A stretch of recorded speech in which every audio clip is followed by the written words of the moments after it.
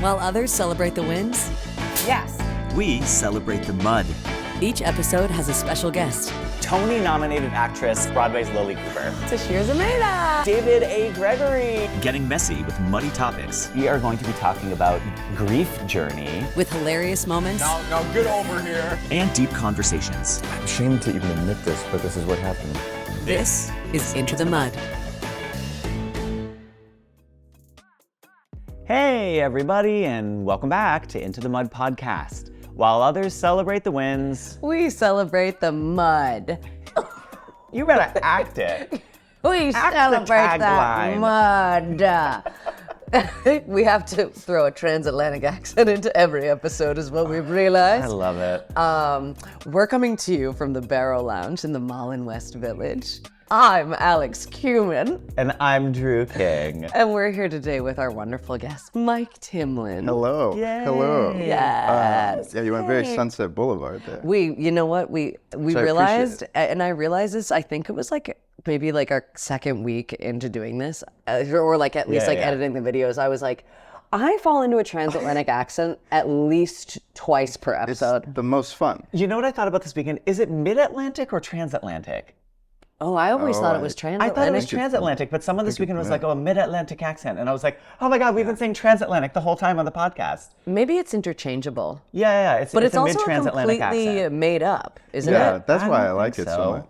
I thought it was like a completely made up, like is it? nobody ever even. It's America at its most unhinged. Yeah. It's like we are classy like the British. We also have been here for 1,000 years. Yes. It's fake. It's Yeah, completely it's fake. totally Okay, yeah, fake, it's right? fake. Which We'll I say like. it's- yeah, it's I definitely know. fake. Well, we love it. Yeah. We'll put a follow-up article about the trans-mid-Atlantic accent. Yeah, at and, some and the point. resources. I love it. Okay, well, thank you so much for coming on today. So excited to have you. You and I have known each other for a long, long time. million A years. million years. A million Yeah. years. We met in the Chicago comedy scene. Oh, I didn't know you meant Chicago. Yeah, so we're old delightful. Chicago I mean, friends. 10 years? 10 years, Probably. for sure, 10 years.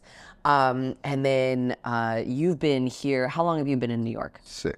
6 years, 6 okay. years. You are a comedian, an actor. You've been in A24 movies. You've been on Showtime. You were in Head Count. Yes, which you can watch on Starz. Which you can watch on Starz. We love it.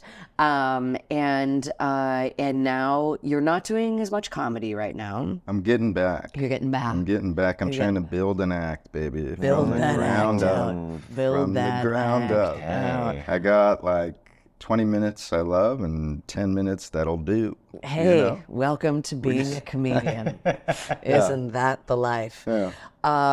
But I love your muddy topic for today because we've talked about it sort of tangentially, and we have several episodes about sobriety and everything. But I really love your twist on it. So you've been sober for 3 years.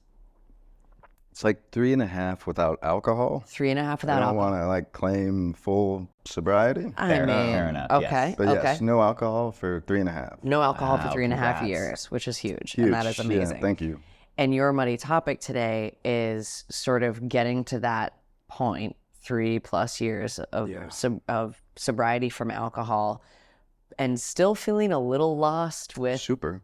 Yeah, I would say like, super. just like I have these like Yeah. flashes where it's all clear, yeah, and then I just go right back to being me. yeah. I can't like turn that corner, and I keep trying to. What is like the corner you think you're supposed to be turning, or where the point where you think you're supposed to be at now that you are 3+ years sober? This is going to be very muddy, very quick, I guess. Let's right? let's Okay. get filthy. Go for it. The way in which I drank, you only do if you do not like yourself, right? And when that was like a light bulb, oh shit, okay. What else do I do that is indicative of like someone who doesn't care about their well-being? Nicotine, sleep, diet, all of it, you know? And so I try, the corner would be, there's more things I do that take care of me that then destroy me. Okay. And it's tough to get there. You're okay. Okay, so I want to back up a little. I want to back up to when because we met in Chicago in the comedy scene, right? Which is A party. the booziest. I would argue probably one of the booziest scenes out there. I would even put it like with musicians. Like I would put yeah. it just musicians truly go just hard. like scenes. So hard because the drinking culture in Chicago is peak. up The there. drinking culture in comedy is peak, and the intersection of those two And is we both wild. hosted open mics. And we both hosted open mics, Which and you we get both got paid in beer. paid in alcohol. And I think it's so easy to fall into. I mean, the way and like the pace and the quantity that I would drink in Chicago, but everyone would drink like that. That's the thing. Yeah, it took a while to realize. Like, hey, this isn't it. Yeah, this ain't it. Yeah. Right. What was the did you get sober in New York or in Chicago? Here, yeah. What was your kind of light bulb moment for that? It came down to like physical well-being. Okay. I'm a butcher, which I've been sort of my whole life. I had some other jobs here and there, but mostly working in butcher shops. How did you get into that? I had like one of my best friends, Angelo Catullo. Shout out. Obviously, Angelo. It's gotta be. Catullo Prime Meats. That's like where all my little buddies worked. It's like a dishwasher, and if you're good at it and you show up on time, they sort of just teach you things piecemeal. But I'm also like a very small man, and so just like combine, like I had to get up at 5:30 in the morning for my first job here. Yeah. And if you're out until bar close, and then you take the train home and you get home at 3, you just do the math. Like you can't do that many nights that. But I really try for as long as I can to do nights like that. And it got to a point where it was like, it was a physical thing. Like, dude, you can't keep doing this. Yeah. What was your first job before butchery? In New York. Yeah. It was at a place called Fleischer's. Boo. Everyone's mad. The crowd is like furious. The worst place I've ever worked. So bad. Really great, like, people at my level. Like, loved my coworkers. Loved sort of the head butcher of the whole company. This guy, Jason Yang, who's sort of like the butcher in New York. His, like, tree of, like, people he has taught almost like is all the craft butchers in New York. It's pretty crazy. So he was like an incredible person to learn from.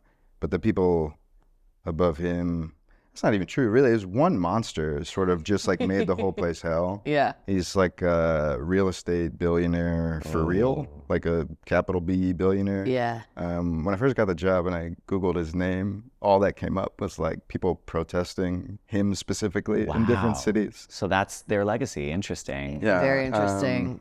And so, the working under him just was, he was a tyrant.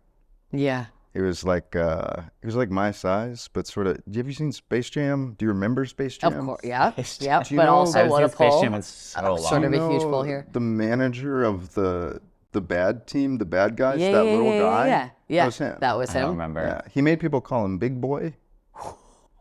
His name, that was like what we were supposed to call him, Big Boy. He would, It What sounds like is he has psych- little man syndrome. what is like a Napoleon psychotic- complex. I mean, I can spot that in another human being so well. It's like embarrassing. But I forgot what I was saying. But working for him was just like, Well, so you had talked about, you had told us that you did not like that job. oh, it was terrible. I mean, he was Miserable. truly like a tyrant. So under him, we had like a CEO and then like a manager of all 4 shops and then managers. I was there for 4 years and we had 5 different CEOs, like 4 different managers. Anyone who had to communicate with him was like, I quit. Yeah. So like brutal. So bad, creating a Yeah. bad work culture. You were drinking at this time? Have That was probably Heavily. fueling your alcohol. Heavily. Yeah. And was it, in the butchery they world? drink too. Is that a big Yeah, for drinking sure. culture too? for sure. If you combine that with Chicago, like I used to drink at work in Chicago. Oh yeah. That was sort of That was just- part of it. Yeah, you'd come in hungover from like your open mic or whatever, and your boss would be like, "Do you need one to just make Level you out. calm?" To level out. We Yeah. used to call them settlers. Yeah, Settlers. Forget hair of the dog. This is a settler. I like that. Yeah. That's dangerous. That is It was super so dangerous. Yeah. Wow. So you were at this job, you're drinking, you're at this job, you're again in this culture of like like it's just totally normalized. Yeah. Was there like a specific moment? There was a couple like in pretty quick succession Okay. where it was like, holy fuck. Yeah. You know, it got to a point where I was just like falling asleep everywhere I went. So I was just so exhausted and everything, you know, and because if you're living that way, you're not like taking care of yourself. No. Right. I'm not like eating fresh greens and working out and then going to get drunk at night, you know? Yeah. So it just became like an all-encompassing thing where I was falling asleep everywhere, which is kind of like cute, kind of like haha. Yeah. Everyone, I have like, you know, I'm married, I have good friends, like everyone's taking care of you. Yeah. And then there was a big one where I just like woke up on a sidewalk at like 5 a.m. And it was like, I have to go to work.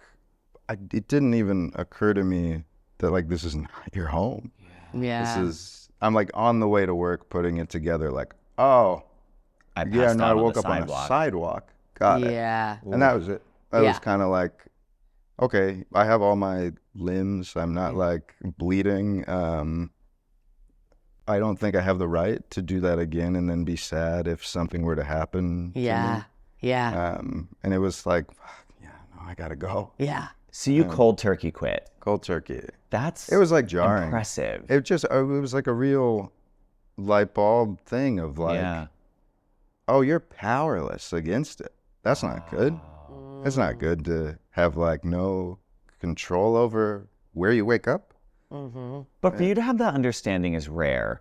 I grew up in a household of, I sound like a broken record on this podcast. I'm like, I grew up with addicts. Yeah. Um, That's the worst part of it's just a doing big- a it's- podcast. it's a- You yeah. just hear yourself say Same thing. Like, oh, I have Every 12 episode, I was like, stories. your number one most used word is somatic. And my You're doing well if that's your number one most used word. my friend called Does me she up. love Brene? Does she love Brene? My friend called me up this weekend and he was like, every single time you use a hyperbolic number, you always say 85,000. And I was like, you do? I do. And then I just said it in the last episode and I was like, I said 85,000. Like anyway. I love that. Point being, so blah, blah, blah, household of addicts. Somatically, how did that feel for you? Somatically, how did that feel? Well, with the 85,000 addicts in my house, sorry, tangents. It is really hard for a lot of people to cold turkey quit. Yeah. It's a much more painful, drawn out process. Yeah. So hats off to you. Like that's a gift. That's remarkable and incredible that you were able to just like cold turkey. Thank you. Did you go to like rehab or like a halfway house? Did you go to AA or is it No. you just have like made the choice and you're sitting with that and it works for you? Made the choice. Great. It's worked. I think like part of what made it easier was like not wanting to do all of that work.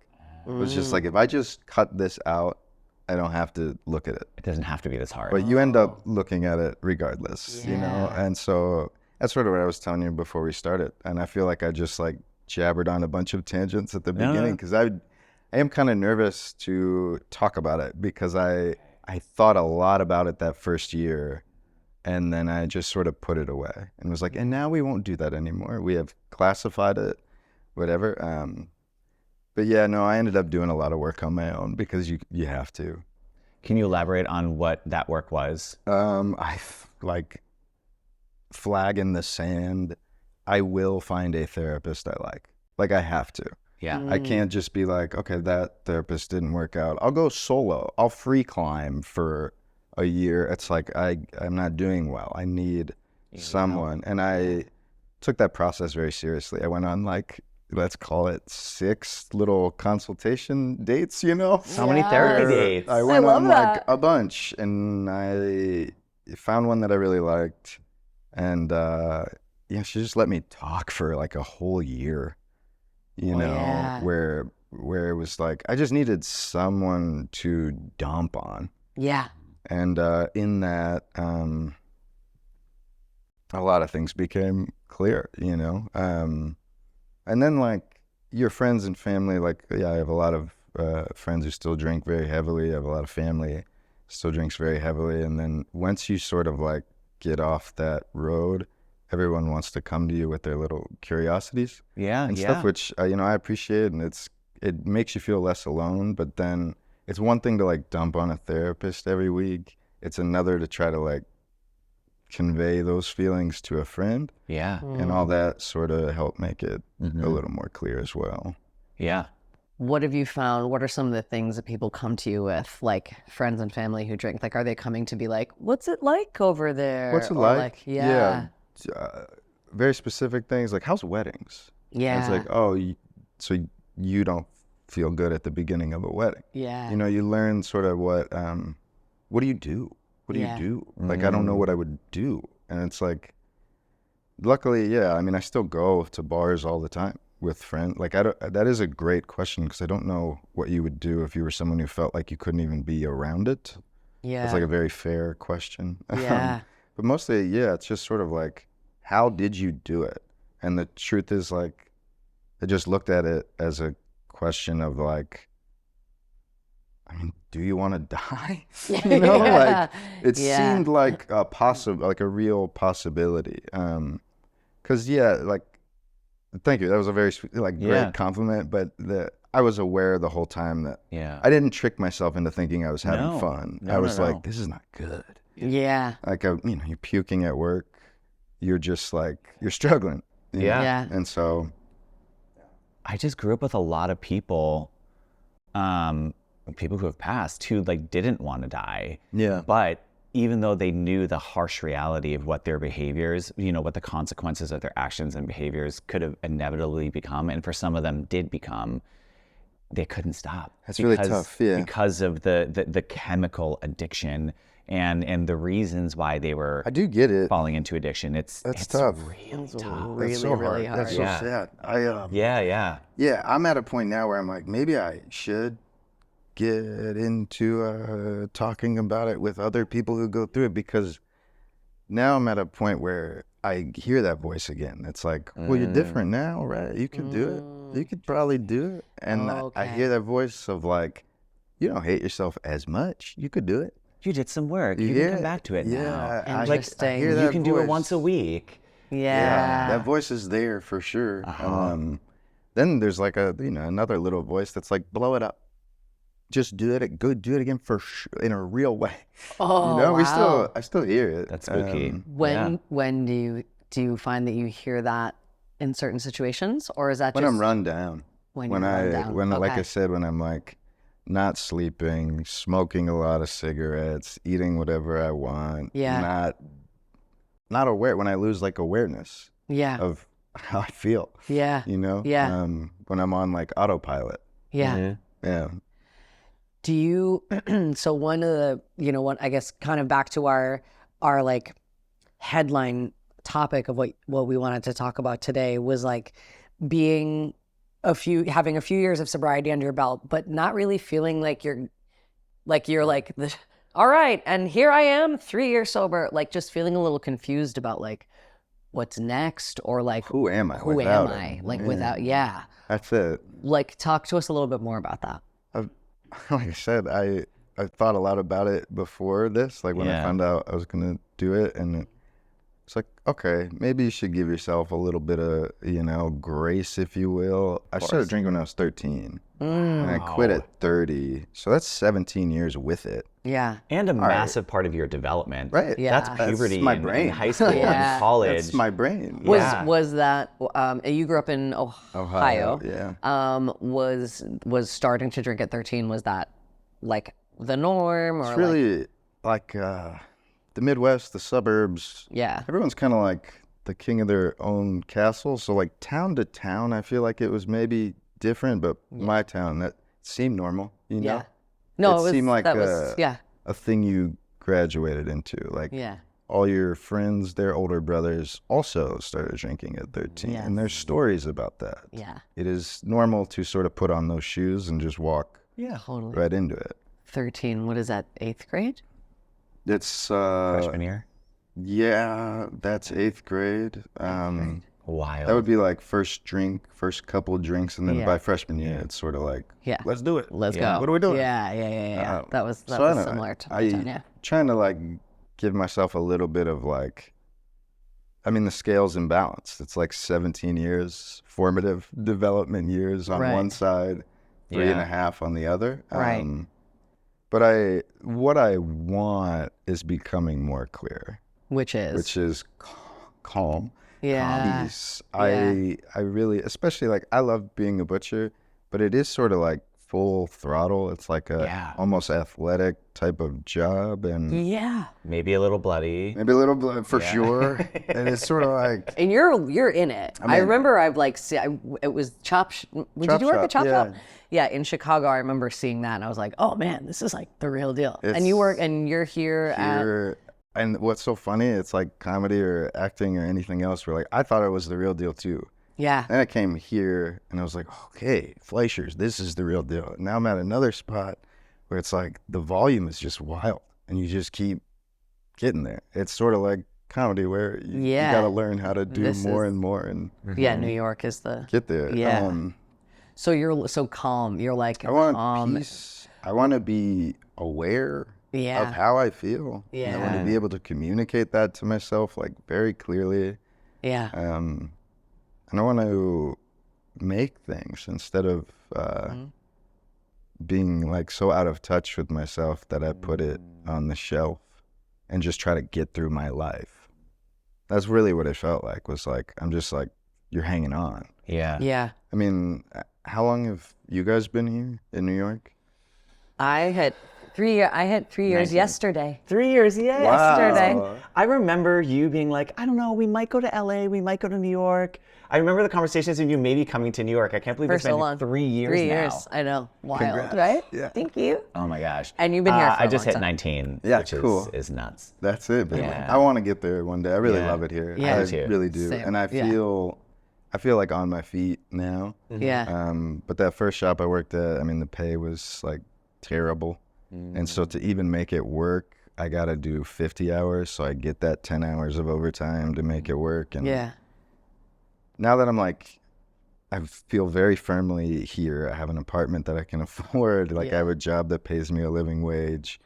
So yeah, I just want to like slow down and figure out what it is I want to make and say and be Yeah. in touch with myself enough to do that.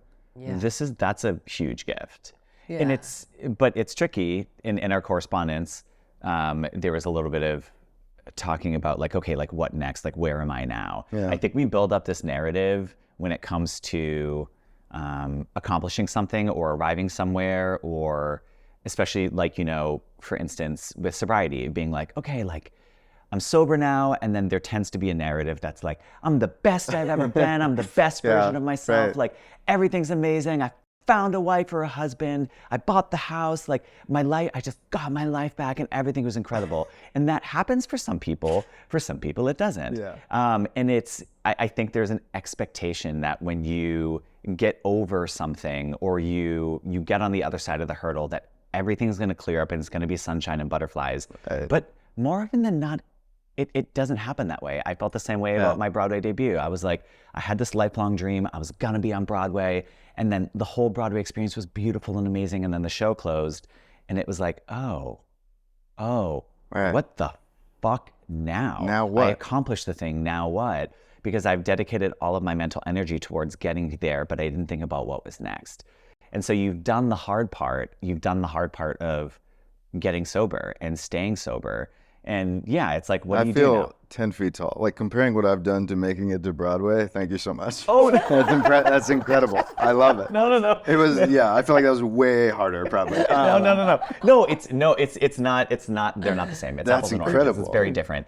But it's this, like, it's No, the what's next thing. I cut out the noise. Yeah. And now I'm Yeah. like, holy shit, is it quiet? There's a lot of. Yeah, like, whoa, it's very quiet. Yes. Yeah, now what really resonates? I can tell you, this might be interesting to you, like getting back into comedy. My only goal was to do what I left the house to do. Not like when I got there, be like, I don't know if this will work. I don't know. Okay, I'm watching the room. They don't seem to like this person who is maybe close to me, maybe I'll try to do something that I think they'll like. Yeah. I'm going very slow because it is quiet and I'm very scared of that. Yeah. I just want to like say what it was I actually thought was funny and just put one foot slowly in front of the other. Yeah. Like that.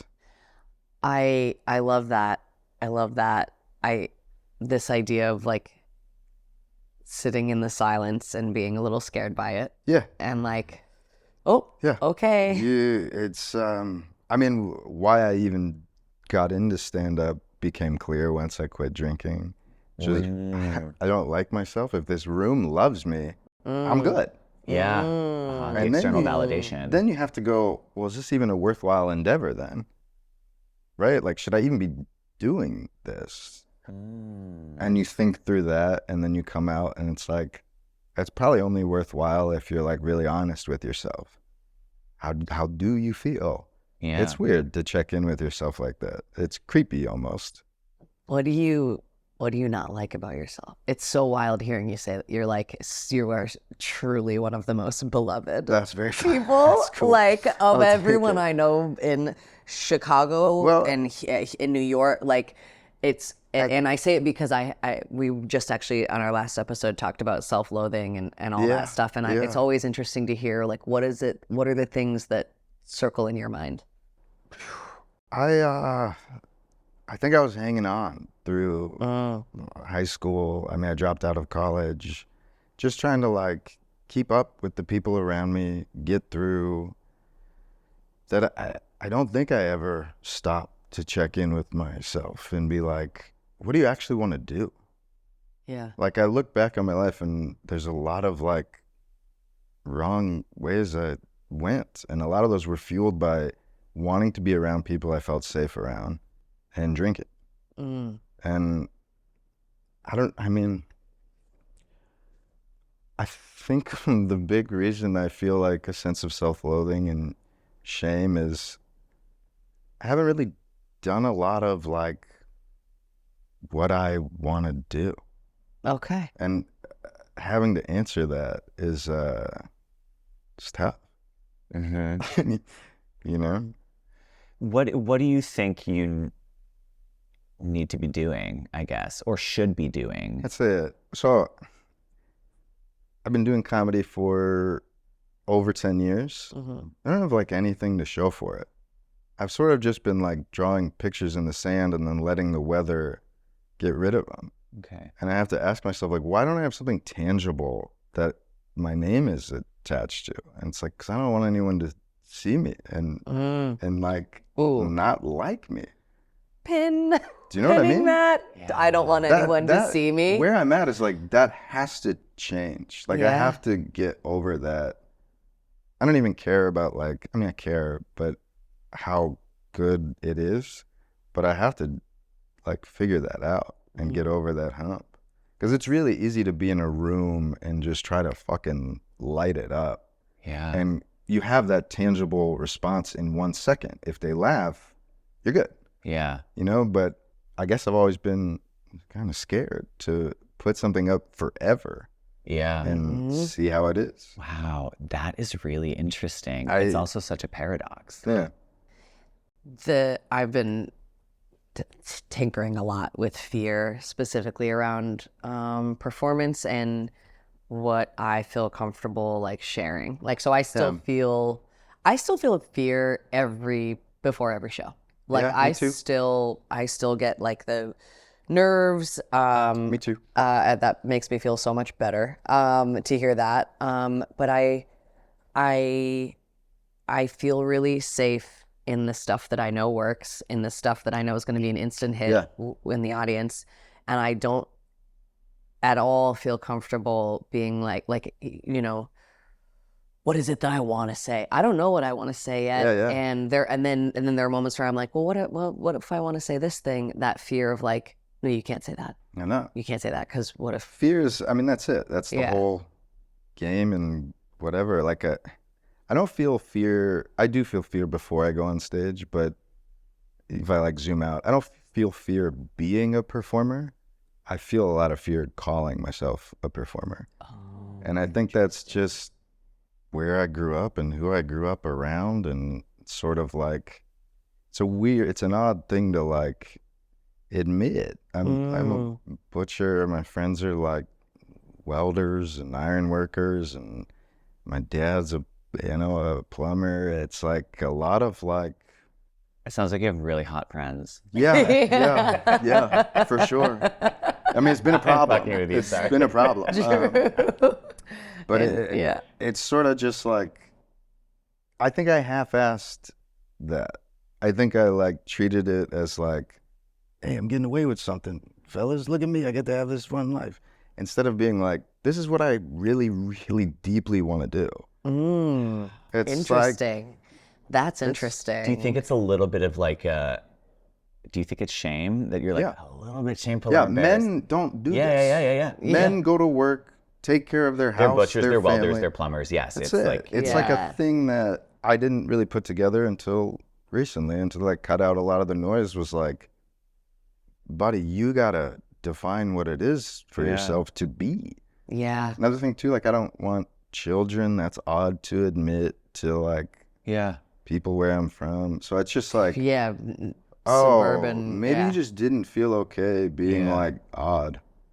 I felt like, different. Yeah. Can I ask you, I'm actually really curious about this. Are you finding any sort of relief or release or catharsis in your investigation of, I guess, masculinity? For in a sure. sense? That's what all my new shit is about, really. I love that. It's like making peace with that and sort of what it is. Because it's really odd. Like you work these jobs and you work with the same men for years. Yeah. And like everyone is putting on a mask.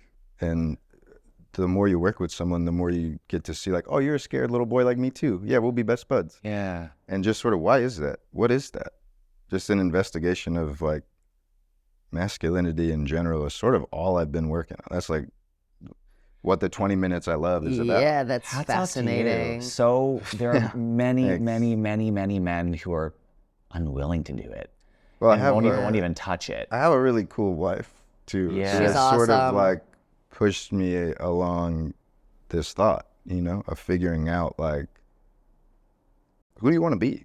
Yeah. It's you're gonna ultimately live that life and decide it. So It's that sort also, of it can thing. be a scary thing when you finally come to that realization of like, oh, it's actually no one's choice but my own. yeah. And so almost the weight of that can feel crushing. Well, I of think like, that's sort of why I'm at where I'm at. Like, I don't know, you read my credits at the beginning, but I don't want to bullshit anyone. I mean, I'm struggling to figure it out and try to make it a career. And like, I think it's sort of, I just put it on the shelf that like, dude, this is up to you. Like, you Yeah. have to figure this out in like Yeah. a very real way. what are the things you're doing to figure it out? Performing a lot more, right? Great. Like getting stage time. I'm about to start a show in an open mic. That way, that's like a guaranteed, good stage time. But then also just like, I still genuinely love comedy. Yeah. Like I love watching it, and I still love an open mic in like such a real way. You learn so much, you get so inspired. So I'm trying to just be around it more. What I struggle with is like the social side of it. And I don't know, I mean, it's not just because I quit drinking. It's just sort of like hard. I'm tired. New York, I'm older. you Yeah. know? It's like being a butcher is like weird. You're sort of like a barber too, where like you know your customers really well. You're like in their kitchen. So like I'm talking to people all day, and it's hard to like, you see the same people, you kind of have like a conversation that goes on for a year that you have snippets of every week. Struggling with that. And I think just diving in and hosting an open mic will help me get back to that muscle I had more of in Chicago. So I'm just trying to like live a comedian's life again. Yeah. And that's where I'm at. And then with the acting stuff, I had such a unbelievable experience on Headcount, that movie. These two brothers, they made, a short film like it seems like every year for 10 years, and they finally got to make a feature, and it was like, you know, a real feature, and like getting to be around people whose like dreams are coming true was so inspiring. And I was like, oh, I want to really be involved in that way more. So just trying to find independent movies that are in pre-production on my own, which is struggling. But it's like Because that's what I want to do. I'm hearing it's a curiosity. Like For sure. you're like, that's the thing. If I can like toot my own horn, the thing I'm like the most proud of was like I moved here, I got my ass kicked by New York, which happens to everyone. Historically. I feel like I got my ass kicked by like the comedy scene. I still love it and I'm curious. And I was like, oh, okay, that's a good thing. That's really That's good. a really 100%. good. You know, like, oh, something in there is really worth like stoking that fire again. Yeah. It's I think it's also this realization that you're not gonna like wake up tomorrow and be like, this is exactly what I want my life to look like in 10 years. Like I've been getting really curious lately with like just how to create a life that I am excited to wake up to every day. And also reminding myself like where I was 5 years ago, 10 years ago, and that I have been, there's no overnight change. It's all incremental stuff. No. And Unfortunately, no. Unfortunately, no. Unfortunately, there's no silver bullet. But that it's just daily habits over time. I know that you're a get big journaler, a right? huge journaler. So journaling is something my therapist was like, you have to do this. I just like listening to you talk and like learning more about you. I think you are someone who needs to be doing this. And, you know, talk about like not being able to turn that corner and just sort of like let go of my old shit. When I'm journaling, oh boy, am I like, bits are coming. I don't have to write the bits, they just start coming. And I'm not like journaling comedically. For that. No. I'm just getting my head sorted, and then bits will just like lightning fast come at me, but I can't keep it up. Well, think of I do it for 2 weeks and then I just let it go for a month, 2 months. But you know what? It's so did I. Yeah. It's taken me years to get to a daily writing practice that now when I wake up, it's the thing I look forward to the most is just this. And then, or if I'm having a rough patch of my day where I'm just like, I just need to write this out. I just need to write out how, even if it's just, this is how I'm feeling, or this is what's frustrating me. It just is that it's the daily habit thing. Well, that's my big struggle is habits. I removed alcohol. I haven't added habitual lifestyle that I've stuck to. Atomic Habits is a really good book. Have you read it? No, but I've been told to. Have you? I have not actually. It's really, really good. Yeah, I know the cover. I know exactly what it looks like. Yeah. James Clear, and he does a Thursday newsletter that's great. But there are so many great little tidbits in there about just reframing. And the other tidbit, this is not from Atomic Habits, but I read this recently in terms of like prioritizing what you want. So if like journaling is a priority for you, you're not getting to it. Rather than prioritizing your schedule, so like writing out your schedule and being like, this is what I need to do, this is what, schedule your priorities. So like when I wake up in the morning, I have scheduled 15 minutes to journal. Like it's not even like, you're not even like, I'll get to it if I get to it. It's like, this is actually just like brushing my teeth is on the schedule, so is this. And so, Atomic Habits has a bunch of stuff like that. That's not even from that. But I think like in terms of figuring out, because I'm also just in that stage of like, what do I want? And I don't know. It is scary. Yeah. It's super scary. Yeah. I don't know. I mean, you're like doing comedy. Yeah. You're like really doing it. Yeah. How does it feel from your perspective? I'm still like I talked to my manager a while ago and he was like, so what do you want to do? I was like, oh, I'm doing it. I did the thing.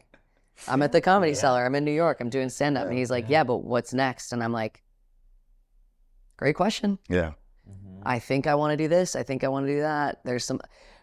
It's really hard not to get overwhelmed by the ocean. Yeah, there's so much I want to do, and it's paralyzing to think about. How many people want to be on Broadway? I know. I know. It's like hard to face that. It's wild. It's yeah. Yeah. And that's why, I said it's very quiet. I started thinking about that stuff, and man, it becomes very noisy. Yeah. So I'm trying to just like, one foot. Well, there's an avalanche of shoulds, I feel, that come along with quietude and quiet space, where we should have a moment of like, okay, I'm over this hump. Now I can have quiet and rest. But it slowly gets filled up to like, well, I should be going to the gym. I should be filing my taxes. I should be getting better at budgeting. I should be going to the grocery store. I really should be getting that diet in check. Like, it's just suddenly it's an avalanche of shoulds. There's the small shoulds, your daily shoulds. And then there's the like, well, I should be building a business just like Jeff Bezos and becoming a billionaire. I should be learning crypto. I don't know. Like, I should be learning how to code so I can have a side hustle. Like, I find myself getting wrapped up in like a mountain of shoulds. Same. And then that in itself becomes paralyzing because you're like, yeah. I feel like I've been living in that space. That's sort of what it's hard to tell how much of it is fear of being seen or just like not really knowing how to outthink yourself. Yeah. Or whatever. It's, It does seem like it requires routine, unfortunately. This thing I haven't wanted to admit my whole life. Yeah. But it does seem like you have to sort of train yourself to do some of the things you should be doing. But I completely relate to the mountain of shoulds as someone who just was not doing comedy and it never died in my head. Yeah. And so, I mean, I looked at all the shoulds for years. I still do. Yeah. It's so hard not to. It's exhausting. That's why, like, I don't know what the fuck to do. I just know I could probably benefit mentally from making something I don't hate. I like that. You know what I mean? Like, I like that. That's a great place to start. Whatever it is, like. Well, we have to wrap up in a second, but just this last thought I had about like figuring out what you want to do. Something that I've been doing a lot of is like paying attention to what parts of my life feel expansive and exciting and trying to do more of that, and paying attention to the parts that feel constricting and drain me and doing and moving a little bit away from that. So like I'm in this stage right now of being like, oh, traveling every weekend for comedy. Like some comedians love that. That's not for me. Yeah. I can't keep up with that. You miss the routine? I miss the routines, the physical exhaustion. I don't even miss, but you can notice a difference in how well you're doing. And yeah, I mean, I was just on the road for 10 days and I got back and I'm still recovering from that. So it's like, that has been so helpful for me of like, pay attention to how you're feeling as you're doing everything in your day. Yeah. And figuring out like what, as you're, I think it's really cool that at the store, at the shop, you're having these conversations with people. It's like a barber shop. Yeah, I do like, love it. That's such a cool thing of like, oh, you're building relationships, you're communicating with people, you're talking through them, you're in their kitchen. I love that concept. Like that to me is like, oh, that's a show. Like it's cool. That's a concept. Right. That's a solo show. Yeah. That's, like that. So I don't know. I that's something that just has been helping me lately in terms of figuring out. Pay attention. Like, that's what it comes down to. Like, I was paying attention to myself and everything was telling me, you don't feel good. This is bad. But I think just sort of part of the masculinity I learned was that shit doesn't matter. Keep going. Be tough. Just bury it. And then it got me somewhere. It got me in a place where I was like an alcoholic who gave up on the thing he wanted to do. So it's like, because that's so heavy. That's so hard to carry. It's like, yeah. So I want to. Paying attention seems to be the key to fucking all of it. Yeah. No. Yeah. Present. You don't have to like it. You don't have to like be in a good place, but you got to know like when to say like I need to lay down. The Power of Now, Eckhart Tolle. That's another book. I read Different Guy, right? Yeah, Different Guy. Never mind. Have fun. Power of Now. Yeah. Power of Now. So we have to wrap up, but we end each of our episodes with a fun little rapid fire type questions. This was so. Let's go. What a conversation! I love you. this. I was all over the place at the beginning. I was nervous to be sorry, I here. didn't mean to like cut No. you off to anything else you wanted to add. No, I just want to say I'm really happy we're having this conversation because this to me feels like the meat of why we started this podcast. Oh, cool. Yes. That, like, it's not the like I've arrived and in hindsight I'm discussing the thing. It's like that I have been feeling the like, what the fuck No, am I I'm doing currently with my in life? mud. And you're Yeah. currently in it. And it's hard to have people say like, oh, well, you should do this and try that, or like, don't worry, you're gonna be fine, because you're like, I don't feel that's not fine. fucking helping me right Yeah. now because I feel so lost and stuck and confused right now. I'm being, it's an avalanche of shoulds. Yeah. I can go in any direction. I don't know where to go. I'm like just feeling so confused and lost, and then trying to also figure out your identity on top of that is really hard. Yeah. It's really hard. Yeah. And then if you come from a background where it's like you're not allowed to say it's hard. Just be tough. Just Be be tough. tough. Just Like, be what the tough. fuck? Yeah. Like, fuck that. Yeah, no. So like, I really applaud you for your openness and your honesty and your vulnerability Yeah, thanks. and your sensitivity. Yeah. Like, which sounds like you've not been allowed that opportunity Yeah, for most thank of your you. life. Yeah, cool. So I'm We're happy gonna we're send having this this to all the conversation. welders in your life. Yeah. They're good people. They're good people. Of course they are. You know? They're wonderful people, Yeah. but Yeah. aren't afforded the luxury. I mean, I Well, was it's just like, forced. who gives a shit? Yeah. That's really what the Yeah. message sort of Yeah, who like. gives a Nobody's shit? saying it either.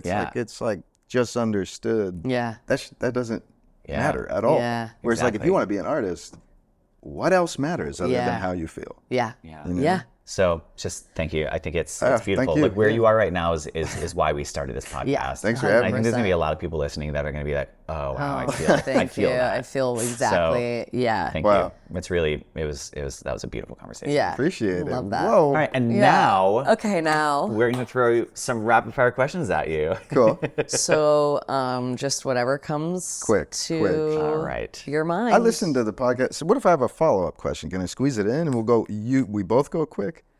Yeah, sure. Yeah, yeah. Okay. Yeah. Specifically, think of like We'll just swimming try with and- sharks. It's like, are we in the cage? Absolutely. Okay. Sure. Here we go. Cool Ranch or Nacho Cheese Doritos? Allergic to both. Next. How do you say tomorrow in Spanish? Oh, mañana. What's your favorite meat to cut? Oh boy. Making like a prime rib roast is just gorgeous. Would you rather celebrate Halloween or Christmas every day of the year? Halloween. Mountain or beach? Yeah, mountain. I love prime rib, by the way. Okay, which is better, ribeye steak or New York strip? Ribeye every time. Have aliens visited Earth? Obviously. Kill, fuck, marry. Dad jokes, yo mama jokes, sexually inappropriate jokes.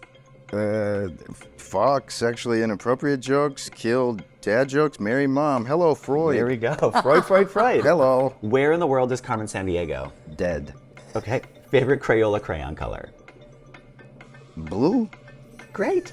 Can you just say blue? Like, I don't remember the names. You know? Blue.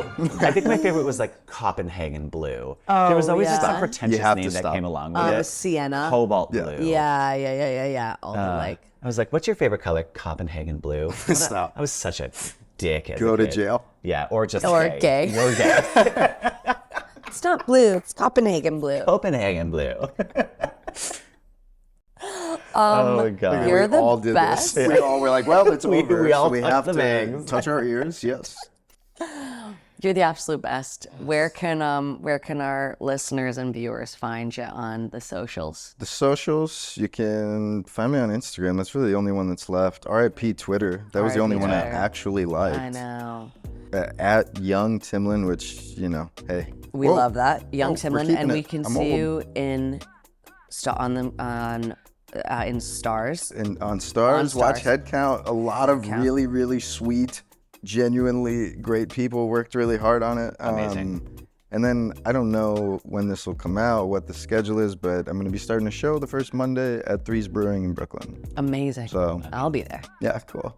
Hell yeah. Tight. All right, Mike, thank Thank you you. so much. Thank you so much. Thank you. Yes. Give us a like, a follow, subscribe. Thank you guys so much for watching and listening, and we'll see you next time. Yay, bye. Bye now.